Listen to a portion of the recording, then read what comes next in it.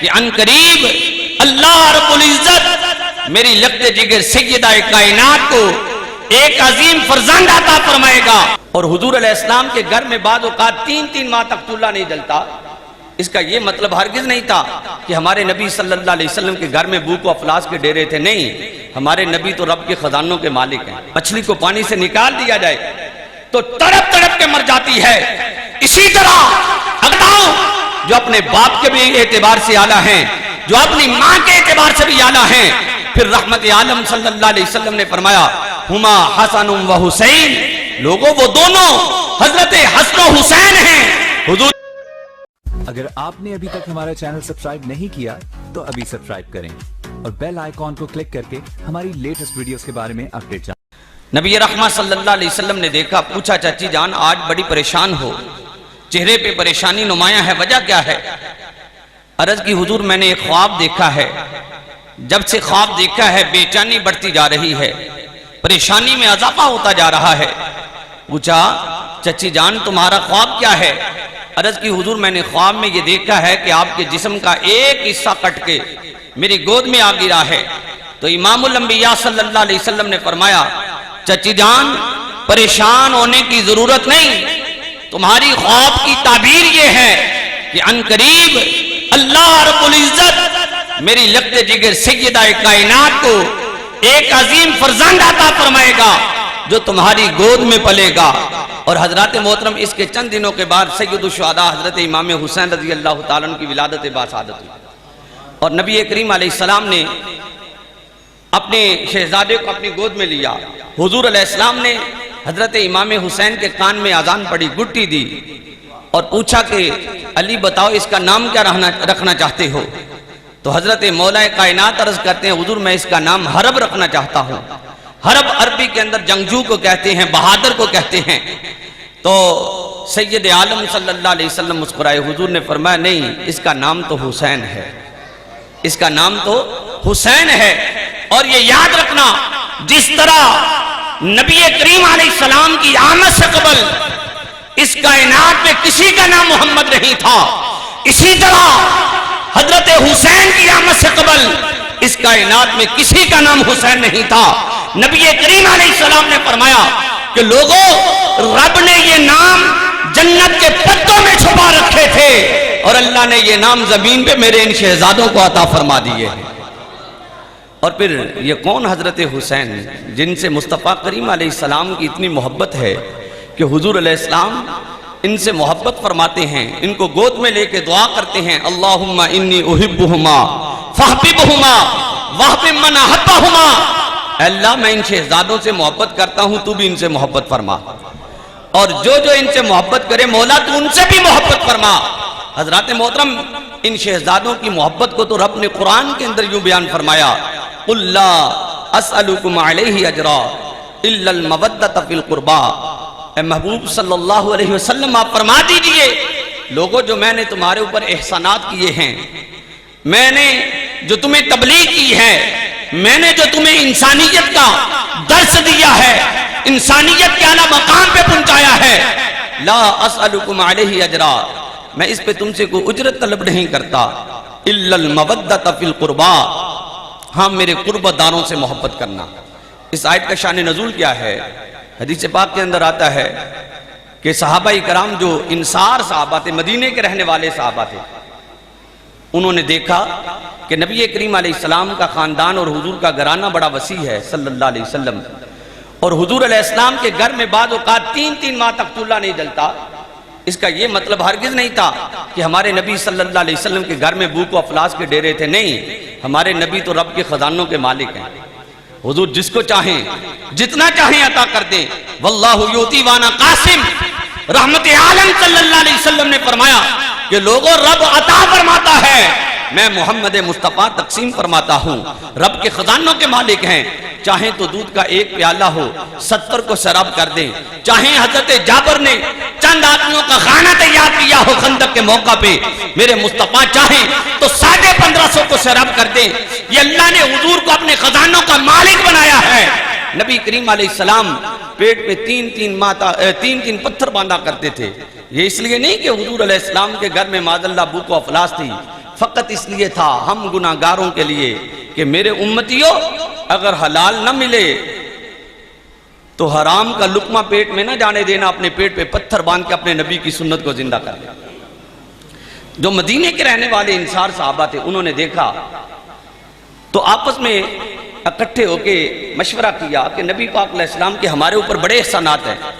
حضور علیہ السلام کے آنے سے پہلے ہم ماؤں کو منڈیوں میں جا کے بیچ دیتے تھے، باپ کو غلام و چرواہا بنا لیتے تھے، بیٹیوں کو زندہ زمین میں دفن کر دیا کرتے تھے، ہم شراب نوشی کرتے تھے، زناکاری میں مبتلا تھے، بت پرستی کیا کرتے تھے، اور ہم انسانیت کی منزل پہ گر چکے تھے۔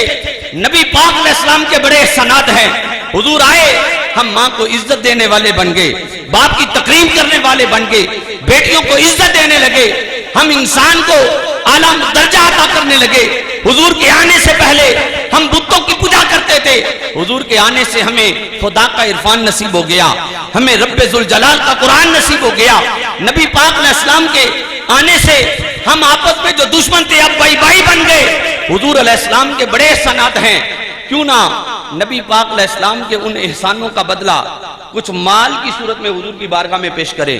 حدیث میں آتا وہ انصار مدینہ جو تھے وہ کچھ مال لے کے حضور علیہ السلام کی بارگاہ میں حاضر ہوئے، ادھر سے رب کائنات نے قرآن کی آیات کو نازل کر دیا، فرمایا قُلْ لَا أَسْأَلُكُمْ عَلَيْهِ أَجْرًا، محبوب فرما دو یہ جو میں نے تمہیں تبلیغ کی ہے، جو میں نے تمہارے اوپر احسانات کیے ہیں، لا أَسْأَلُكُمْ عَلَيْهِ أَجْرًا، میں اس سے تم سے کوئی اجرت طلب نہیں کرتا، إِلَّا الْمَوَدَّةَ فِي الْقُرْبَى، ہاں تم یہ کرو کہ میرے قربت داروں سے محبت کیا کرو۔ حضور علیہ السلام کے چچا زاد بھائی حضرت عبداللہ بن عباس رضی اللہ تعالیٰ عنہ، یہ کون ہے؟ حبر الامہ، اس امت کے سب سے بڑے عالم، سب سے بڑے مفسر، جن کے بارے میں آتا حضور علیہ السلام دعائیں کیا کرتے تھے، اللہم علمہ القرآن، اللہم فقہہ فی الدین، اللہ میرے اس چچا زاد بھائی کو قرآن کا عالم بنا، اس کو دین کی سمجھ عطا فرما۔ وہ حضرت عبداللہ بن عباس رضی اللہ تعالیٰ عنہما حضور کی بارگاہ میں عرض کرتے ہیں، یا رسول اللہ صلی اللہ علیہ وسلم وہ کون ہیں جن کی محبت کو اللہ نے آپ کی امت پہ واجب کر دیا ہے؟ تو مصطفیٰ کریم علیہ السلام نے فرمایا علی و فاطمہ و ابناہما، فرمایا وہ علی ہیں، وہ فاطمہ ہیں، ان کے دونوں لخت جگر ہیں کہ رب نے ان کی محبت کو میری امت پہ واجب فرما دیا ہے۔ حضرات محترم محبت بھی کون سی فرمایا؟ الا المودۃ فی القربى، محبت بھی کون سی؟ جو مودت ہے۔ مودت کس محبت کو کہتے ہیں؟ مودت اس محبت کو کہتے ہیں جس میں اس قدر شدت ہو جس کے بغیر زندگی ناممکن ہو۔ علماء فرماتے ہیں مچھلی جو ہے اس کو پانی سے محبت نہیں بلکہ مودت ہے۔ مچھلی کو پانی سے نکال دیا جائے تو تڑپ تڑپ کے مر جاتی ہے، اسی طرح اگر مصطفیٰ کریم علیہ السلام کی آل کی محبت کو بندہ مومن کے دل سے نکال دیا جائے تو اس کا دل مردہ ہو جاتا ہے، اس کا ایمان مردہ ہو جاتا ہے۔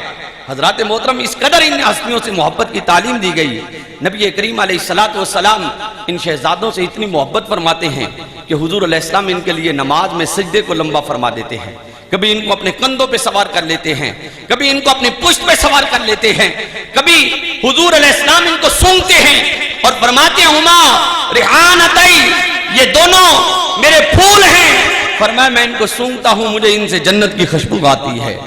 حضور نے فرمایا یہ دونوں میرے پھول ہیں، یہ دونوں میرے، اور آپ کو پتہ ہے کہ جو پھول میں خوشبو کون سی ہوتی ہے؟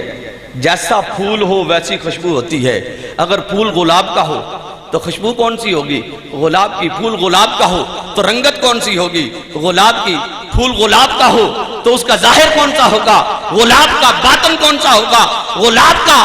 مصطفیٰ کریم علیہ السلام بتانا چاہتے ہیں کہ لوگوں حسین اور حسن میرے پھول ہیں۔ فرمایا کہ یہ کیسے پھول ہیں کہ ان کے اندر مصطفیٰ کریم علیہ السلام کی خوشبو ہے، ان کی صورت مصطفیٰ جیسی، ان کی سیرت مصطفیٰ جیسی، ان کی خوشبو مصطفیٰ جیسی، ان کی تعلیم مصطفیٰ جیسی۔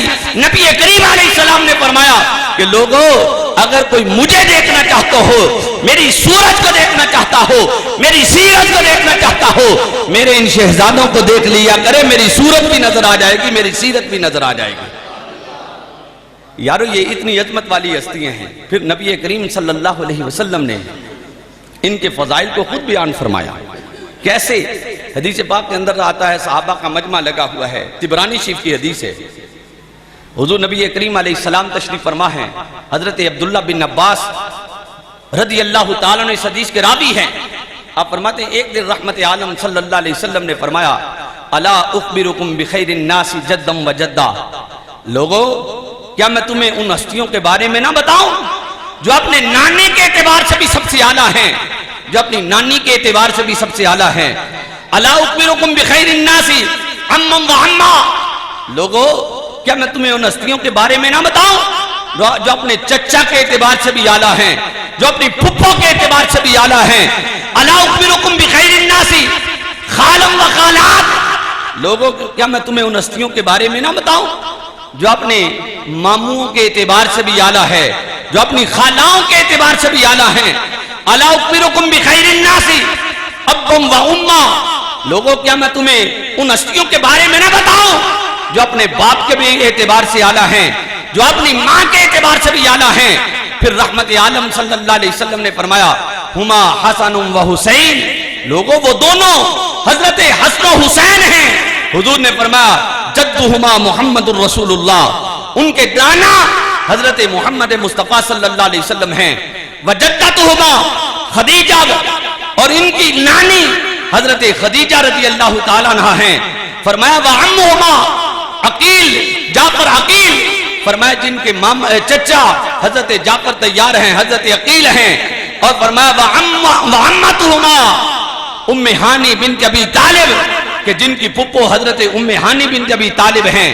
پھر فرمایا خالہما محمد بن قاسم بن محمد صلی اللہ علیہ وسلم، فرمایا لوگو ان کے ماموں حضرت قاسم بن محمد صلی اللہ علیہ وسلم ہیں. وخالاتہما زینب و رقیہ و ام کلثوم، اور ان کی خالائیں حضرت سیدہ زینب ہیں، حضرت سیدہ رقیہ ہیں، حضرت سیدہ ام کلثوم